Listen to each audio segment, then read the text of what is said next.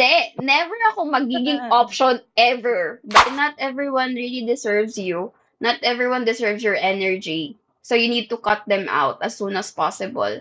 So nung bumalik Mm. siya, kasi nung pagkasabi ko ganun, nawala na siya dahil hindi na niya pinaglaban yung sarili niya. Hindi niya na nilaban na, hindi, wala naman akong girlfriend. So mas lalo siyang nag-value sa akin na, may girlfriend nga to.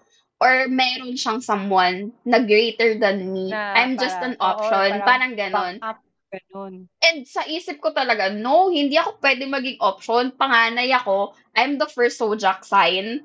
Hindi. Never ako magiging option ever. The talaga sa Oo, isip ko, oo, sino oo. ka to put me as an option? So, nung bumalik siya, after 2 months, bumalik siya.